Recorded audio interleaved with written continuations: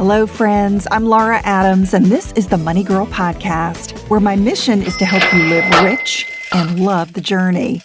This show is for busy people who want to learn more about personal finance. We cover a wide range of topics like credit, debt, investing, real estate, business, taxes, insurance, money management strategies, and lots more. I'm so glad to have your ears, and I want to thank you for downloading the show, spending a little time with me today. This is episode number 514, called 8 Warning Signs of Identity Theft and How to Fight Back. You probably know that millions of Americans have been impacted by the recent Equifax data breach. It was announced on September 7th of this year. And since then, they've made some key personnel changes and say they're still investigating the incident and working closely with the FBI. Whether your personal information was stolen or not, and by the way, mine was, there are important steps you can take to avoid becoming a victim of identity theft. And last week's show is definitely one you don't want to miss. It's 513, called Equifax Data Breach, 5 Steps to Protect Your Personal Finances. I take you through a step-by-step process to make sure that your data is as safe as possible. But this show, I think, is even more important because it's going to show you when you are a victim and what you need to do about it. And since the breach, I've received a steady stream of questions from Money Girl readers and podcast listeners about how to do that, how to protect your finances. And by the way, if you have questions, comments, or suggestions for future show topics, I'd love to hear them. You can always reach me in a couple different ways. I'm on Twitter. My handle is @LauraAdams. You can always email me. My contact page is at lauradadams.com. And you can also discuss issues in my private Facebook group called Dominate Your Dollars. To get an invitation, just text dollars to the number 33444. And I also send out a weekly email. You can just hit reply on that email if you have any questions. Each week I send it out. It's free, short, and it's filled with tips, tools, and recommendations that I think you might enjoy. To get my email, just text GET UPDATES with no space to the number 33444. In today's show, as I mentioned, I'll review 8 major warning signs of identity theft that everyone needs to be on the lookout for. Plus, I'll answer a variety of questions about topics including kids credit, signing up for credit monitoring, where to place security alerts on your credit files, and several more. We're going to cover a lot of content. If you want to review it, I'd encourage you to visit the show notes. They are in the Money Girl section at quickanddirtytips.com. And that's also where you'll find the full archive of podcasts that predate what you see on Apple Podcasts, Stitcher, SoundCloud, or wherever you get the shows. All right, let's get to it. The first warning sign of identity theft is incorrect information on your credit reports. Reviewing your credit reports on a regular basis is just something you've got to do. I want you to put it on your calendar, remind yourself at least once a year, and I would say if you can do it once a month, that's really much better. Reviewing your reports is one of the best ways to nip fraud in the bud. Now, it's not foolproof because there are types of identity theft that don't involve your credit, so you wouldn't see that show up on your credit reports, and I'm going to cover them in this show. However, if you do see any incorrect information, like a wrong mailing address, accounts you didn't open, inquiries from companies that you don't recognize, or incorrect balances on accounts, those are very strong signs that your accounts or your identity has been hijacked. So here's what to do to fight back. Dispute errors with each of the 3 nationwide credit bureaus. And I say that you need to do it with each of them because the information that's on each of those reports can be slightly different. Not all companies report information to all 3 of the credit bureaus. So what you see on TransUnion, for instance, may not be the same as what you see on Experian. So if you see an error on one report, I want you to make sure to check all 3 of your reports so that you can dispute them.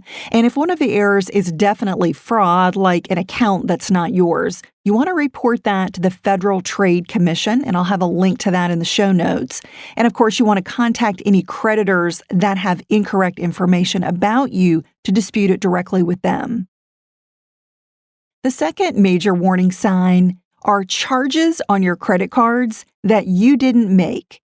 Even a small credit card charge that isn't yours, like $1 or $2, means that a fraudster is using your card number. And they often are really sneaky. They will make one or more small charges to kind of test the waters. They want to see if you're noticing. And then, if you don't notice, they're going to rack up more expensive purchases. That's not always the case. Sometimes they will just make a really big charge, but you need to look out for any amount of fraud that's happening on your credit card. And to fight back, you want to contact the card issuer right away and report any unauthorized charges. And what they'll do is discontinue your old card number and give you a new one. You've probably had this happen. I know I have fraudulent charges that show up on my credit cards from time to time, and the issuers are getting pretty sophisticated and pretty good at noticing when this happens, and they will go ahead and discontinue the old card number and send you out a new one. Now, the important thing to note is that this does not close your credit card account or make you lose any of your payment history. The card issuer simply changes the card number and they send you a new one in the mail. Fortunately, when you use a credit card, you get lots of legal protection. The Fair Credit Billing Act says that you're responsible for no more than $50 of fraudulent charges on a credit card. And if you report a lost or stolen card before any fraudulent activity happens, you don't owe anything. This is one of the major reasons why using a credit card is a lot smarter than using a debit card. You get a lot more protection from fraud. And after speaking with your card issuer, check your credit reports to make sure there are not any new accounts that you don't recognize. The third warning sign of identity theft are charges or withdrawals from a financial institution that you didn't make. Any transactions that you don't recognize on your checking, savings, or investing accounts is very serious. That means someone has access to those accounts and could drain them by making purchases, withdrawals, or cashing out investments. To fight back, contact your financial institution immediately to report the unauthorized use, and then you want to change your account passwords. The institution may freeze your accounts temporarily while they make an investigation. Also, check your credit reports for any other suspicious activity. The fourth warning sign of identity theft are calls from collectors about debts that are not yours. If you get any calls from collectors, don't just dismiss it and say, wow, that's not my debt, they've got the wrong person, they don't know what's going on. You need to take it very seriously because any past due amounts that are in your name means a criminal has used your information to borrow money. They might have gotten a mortgage, a car loan, a personal loan, or even a credit card in your name, and then, of course, not paid it back. So the debt is in your name. To fight back, you want to get all the information you can from the collector who is reaching out to you. Get that person's name, the company name and address, the phone number to reach them, and request what is called a validation notice from them.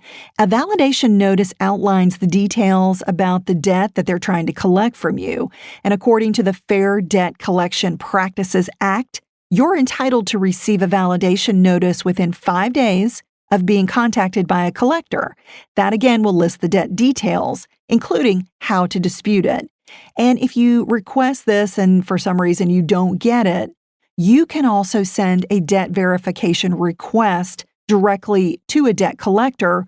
And if you do that within 30 days of initial contact, they're required to respond to you. So that's why you want to get all the information about this company so that you can contact them directly. Then, of course, check your credit reports. The fifth warning sign is something similar. It's calls from collectors about medical bills that are not yours. Medical fraud is a growing problem, and it happens when someone that you don't know uses your identity or your insurance information to get services or products from doctors, dentists, or hospitals. So if you get a call from a collector or you receive medical bills that you don't recognize, that means a criminal may have gotten services in your name and is trying to stick you with the bill. To fight back, contact each company or provider who's billed you and explain the situation. You want to ask to see your medical records to make sure that any fraudulent diagnosis or treatment gets removed. You don't want somebody else's medical information mingled with yours. And of course, you want to report this medical fraud to the Federal Trade Commission. The sixth warning sign are missing bills and financial statements from your snail mail. If you typically get bills and bank statements in the mail, but then you stop receiving them unexpectedly, that could be a sign that a criminal has hijacked your mailing address. If they redirect your mail or even steal it from your mailbox, it's less likely that you'll notice the fraud that they're trying to get away with.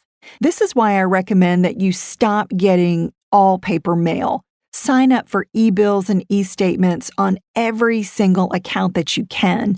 Getting them electronically is actually much safer than getting them in the mail because they could easily be hijacked.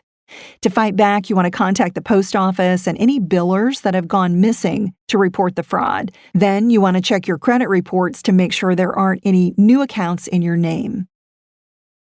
The seventh warning sign is notice about maxed out government benefits.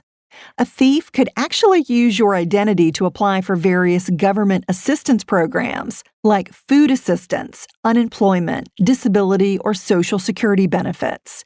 Your child's identity could also be used to qualify for free meals at a public school, claim supplemental security income or SSI benefits, or to get medical services. I'll talk a little bit more about how to protect your child from identity theft.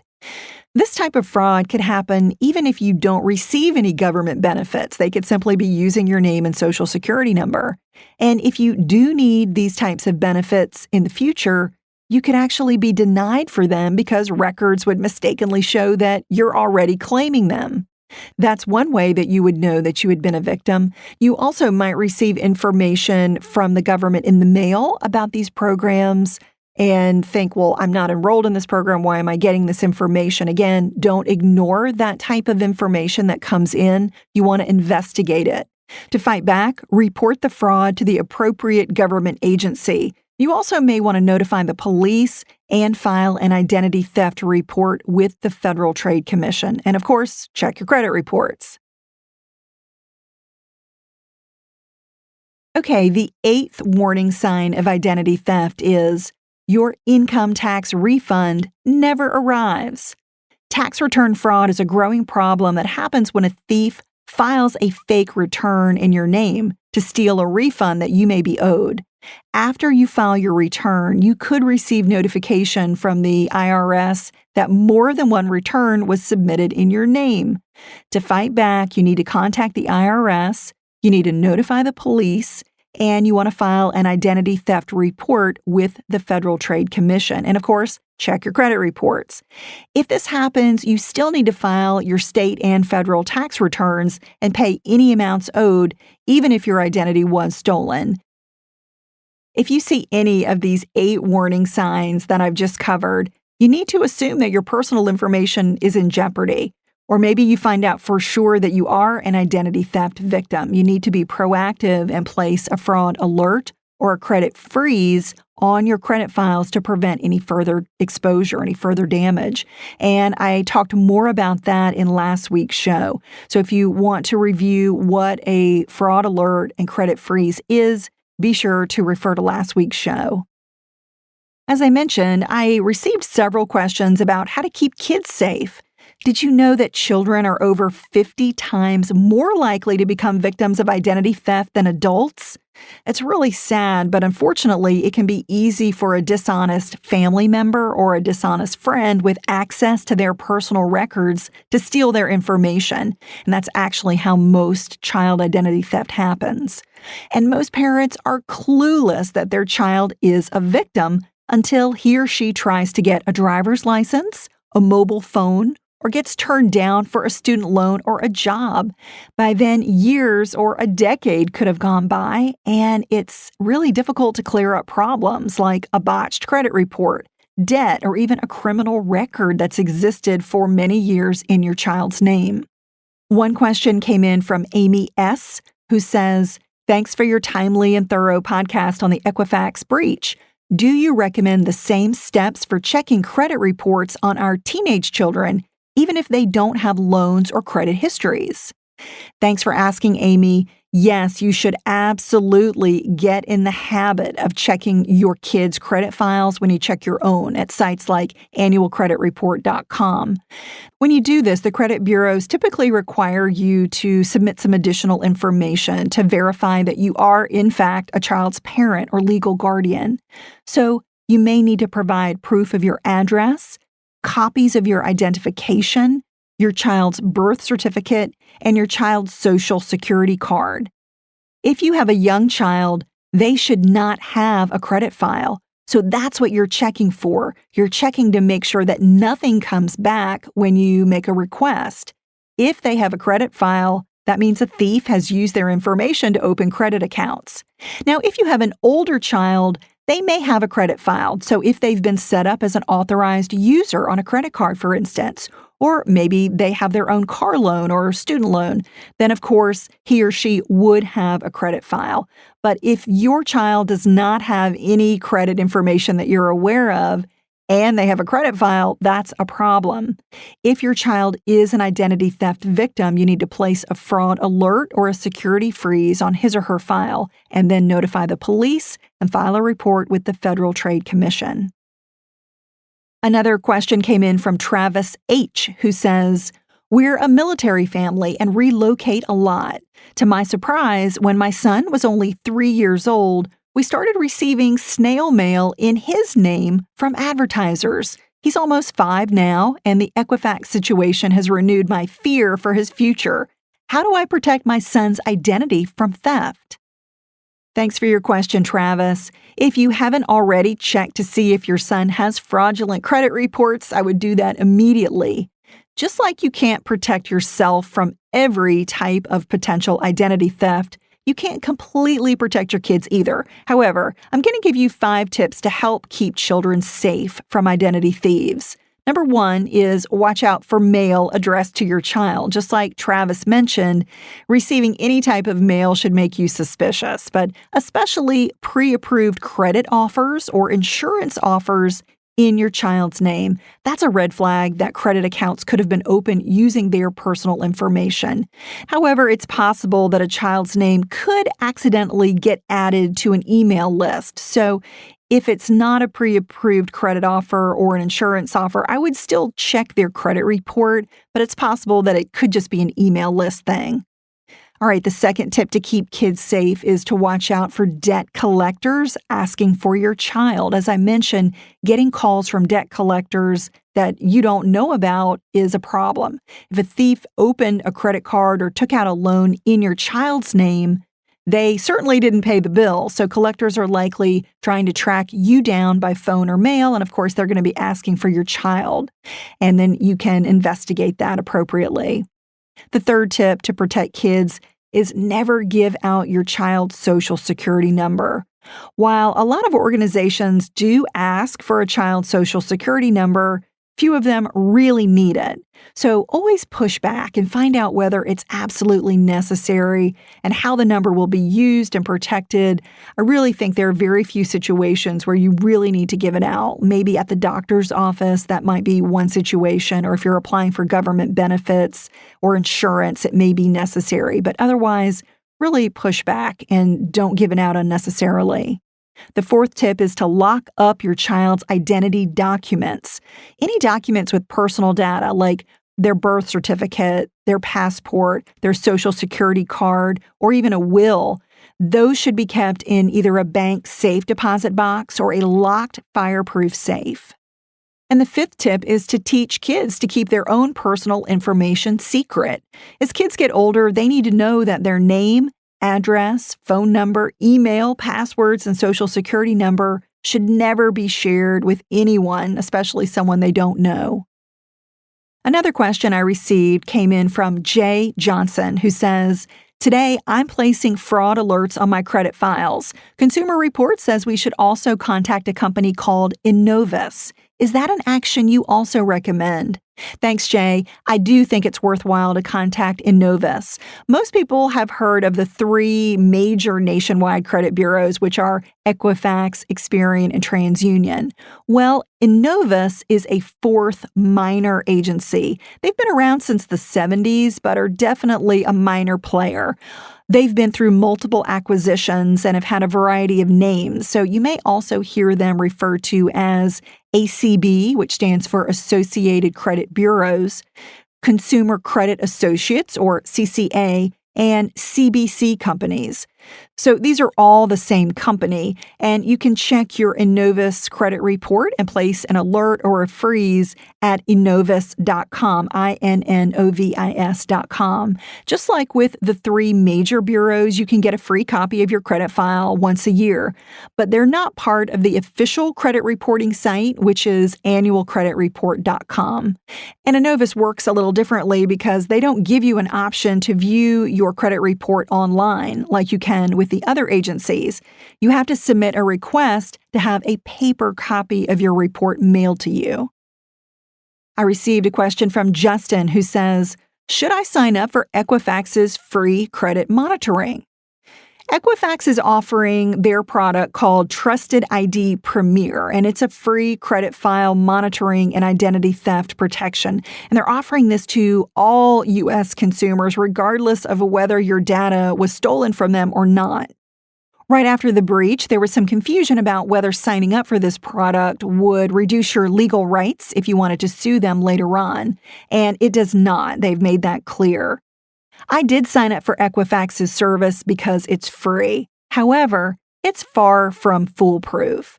Credit monitoring services give you a low level of protection. If you enroll, please don't become complacent about watching out for the warning signs that I've covered here or anything else that may seem suspicious. Lindy says, thanks for your Equifax podcast. I shared it with all my friends who were confused about what to do. Recently, I got married and legally changed my name with the Social Security Administration and the state. I checked both names on Equifax's security website, which says my maiden name was potentially impacted and my married name was not. Should I worry about this?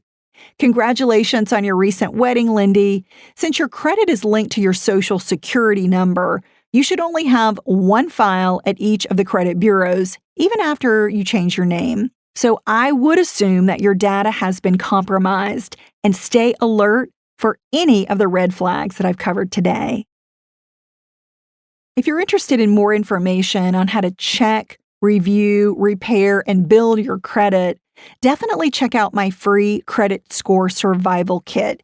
It's a multimedia tutorial that includes a video, audio, and ebook to teach you smart and legitimate strategies to build excellent credit. To get this, all you need to do is text credit score with no space to the number 33444. If you're enjoying the show, let me know by subscribing for free and taking a minute to submit a quick 5-star review on iTunes. I read all of them. If you've submitted reviews, I want to thank you. It means a lot to me. And to keep the money conversation going, you can join my private Facebook group that I mentioned at the top of the show, Dominate Your Dollars. Just text dollars to the number 33444. I hope to see you in the group. That's all for now. I'll talk to you next week. Courtesy of Money Girl, your guide to a richer life.